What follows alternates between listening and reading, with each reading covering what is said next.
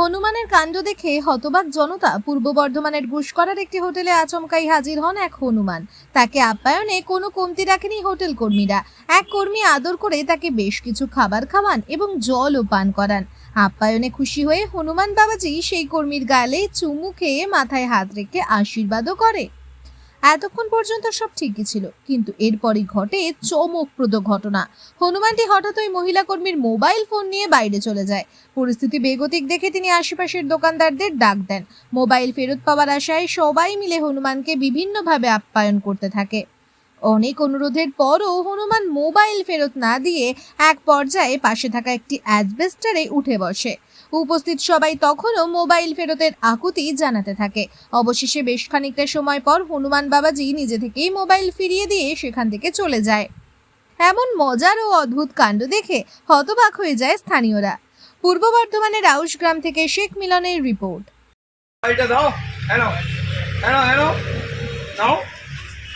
এই যে মোবাইলটা দাও, মোবাইলটা দাও, মোবাইলটা দাও, মোবাইলটা না ও বুদ্ধি আছে মোবাইলটা দাও, দে মোবাইলটা দে মোবাইলটা দে মোবাইলটা দাও, মোবাইলটা দিয়ে দাও, মোবাইলটা দিয়ে দাও, সোনা সোনা মোবাইলটা দাও, মোবাইলটা দাও মোবাইলটা আমাকে দাও মোবাইলটা দিয়ে দাও, মোবাইলটা এই দেখো কাটতে গেলে তো এরকম করছে না। মোবাইলটা দাও, মোবাইলটা দিয়ে দাও, মোবাইলটা দিয়ে দাও, সোনা মোবাইলটা দিয়ে দাও, দে মোবাইলটা না এটা নাও। ওকে বেশি ঘাটালে আবার ফোন করুন, আমার ফোন করে যান, ফোন করে যান। মোবাইলটা দাও, মোবাইলটা হবে নাহলে যা হবে ফেলে দেবে। ওই দেখো ভাই খেয়ে দিলে মোবাইলটা দাও, কার মোবাইল মোবাইলটা দাও, হ্যাঁ ওইটাই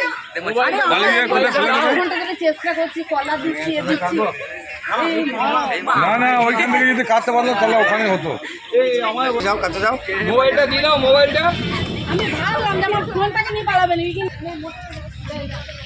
হাতটা ধরো, হাত মোবাইলটা দাও, মোবাইলটা দাও, এই মাথা খারাপ তোমার ফোনটা দিলি না। দিদি কি হয়েছিল? আমি হোটেলে কাজ করি, এবার কাকিমা ছিল আমিও ছিলাম। এবার একটা হনুমান এলো, একটা হনুমান আসার পর কাকিমা রুটি কলাই সব দিল, খেলো। খাওয়ার পরে আমি আমার কাছে ভেতরে গেল, ভেতরে যাওয়ার পর আমি একটু জল খাওয়ালাম।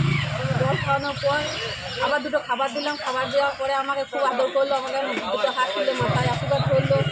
তারপরে আমার গালে চুমু খেলো, গালে আদর করলো। করার পরে আমার মোবাইলটাকে নিয়ে বাইরে চলে এলো। বাইরে চলে আসার পর আমি কালুদার কাছে বা পাঞ্জাবদার কাছে গেলাম, ওরা এলো। হ্যাঁ কাজলদা ওদের কাছে গেলাম, পাঞ্জাবদার কাছে গেলাম, গিয়ে আমি ওদেরকে ডেকে নিয়ে এলাম। ওরা এসে আমার মোবাইলটাকে উদ্ধার করে দিয়েছে। আচ্ছা কি নাম আপনার? আমার নাম সোনালী চক্রবর্তী, বাড়ি আমার পালিগ্রাম। দোকানে ছিলাম তখন আমার ওই পাশে আমার চায়ের দোকানের পাশে একটা হোটেল আছে, রাই হোটেল। সেই দিদিটা কাজ করে হোটেলে। সেই দিদি তখন ছুটে ওখান থেকে চিৎকার করে আমাদের কাছে আসে। তখন আমরা দিদিটাকে জিজ্ঞাসা করি যে দিদি কি হলো। তখন দিদিটা একদম সেই নার্ভাস হয়ে কাঁপতে কাঁপতে বলে আমার মোবাইলটা একটা হনুমানে নিয়ে নিয়েছে। তখন আমরা দোকান থেকে সবাই দোকানদাররা আমরা ছুটে যাই, আমি, কাজল, কালু, আরো অনেক দোকানদাররা আমরা ছুটে যাই। তখন ছুটে গিয়ে আমরা দেখি যে হনুমানটা তখন একটা পাইপের ওপরে বসে মোবাইলটাকে চিবাচ্ছে। তো আমরা তখন খেতে দিই, তখন কেউ কলা দেয়, আমি কেক নিয়ে গেলাম। ভুঁইয়াদা বলে আমাদের একজন আছে, এই ভুঁইয়াদা হচ্ছে ফুল নিয়ে গেল। তো কোনো খাবার নেই, কোনো খাবার আমাদেরকে ফেলে দেয়। আমাদেরকে ভয়ও লাগে, একটা হনুমান বলে কথা, যে যদি আমাদেরকে চর মারে কি কিছু একটা করে, আমরা ভয়ে খুব সমস্যার মধ্যে পড়ে যাই। তো অনেক বলার পরে সেখান থেকে উঠে যাই ছোট্ট একটা চালার উপরে, অনেক এক চালার উপরে উঠে যায়। সেই চালার উপরে উঠে গিয়েও আমরা অনেক রিকোয়েস্ট করি, সোনা দিয়ে দাও, এই দাও, ওই দাও। অনেকক্ষণ, প্রায় আধ ঘন্টা থেকে 40 মিনিট আমাদের এই করতে থাকি আর কি।